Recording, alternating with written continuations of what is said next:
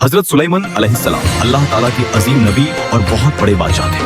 हजरत दाऊद अलैहिस्सलाम के फर्जंद हजरत सुलेमान अलैहिस्सलाम को बचपन ही से अल्लाह ताला ने बेमिसाल हिकमत, समझ और इंसाफ की सलाहियत अता फरमाई थी। एक मशहूर वाकया है कि दो औरतें एक बच्चे के मामले में झगड़ते हुए दरबार में आईं। जब मामला हजरत सुलेमान अलैहिस्सलाम के सामने पेश हुआ तो हजरत सुलेमान अलैहिस्सलाम ने फरमाया कि बच्चे को दो हिस्सों में बांट दिया जाए। यह सुनकर असली माँ तुरंत रो पड़ी और बोली कि बच्चा जिंदा रहे, उसे दूसरी औरत को दे दिया जाए। तब हजरत सुलेमान अलैहिस्सलाम ने पहचान लिया कि यही असली माँ है और इंसाफ के साथ फैसला सुना दिया। इस तरह अल्लाह ताला ने हजरत सुलेमान अलैहिस्सलाम की हिकमत को जाहिर कर दिया। जब हजरत दाऊद अलैहिस्सलाम का इंतकाल हुआ तो अल्लाह ताला ने हजरत सुलेमान अलैहिस्सलाम को नबूवत और बादशाहत दोनों अता की। हजरत सुलेमान अलैहिस्सलाम की हुकूमत सिर्फ इंसानों तक सीमित नहीं थी, बल्कि जिन्नात, परिंदों और हवा पर भी हजरत सुलेमान अलैहिस्सलाम का हुक्म चलता था।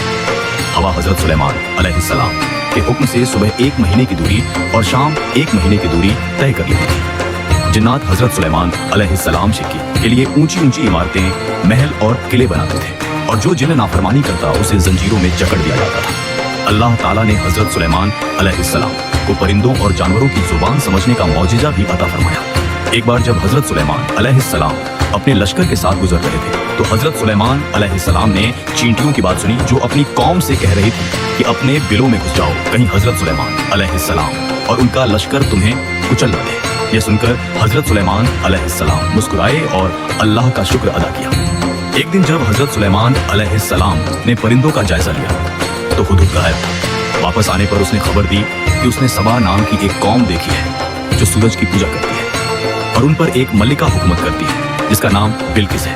तब हजरत सुलेमान अलैहिस्सलाम ने मल्लिका को एक खत भेजा जो अल्लाह के नाम से शुरू होता था और उसमें अल्लाह की इबादत की दावत दी गई थी। मल्लिका ने पहले तोहफा भेजकर आजमाना चाहा, लेकिन हजरत सुलेमान अलैहिस्सलाम ने उसे ठुकरा दिया और फरमाया कि जो कुछ अल्लाह ने हजरत सुलेमान इसाका अलैहिस्सलाम को दिया है वह किसी भी दौलत से बेहतर है।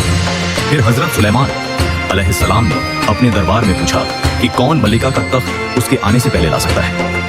एक ताकतवर जिन्न ने कहा कि वह ले आएगा, मगर एक ऐसे शख्स ने जिसे किताब का इल्म हासिल था पलक झपकते ही तख्त हाजिर कर दिया।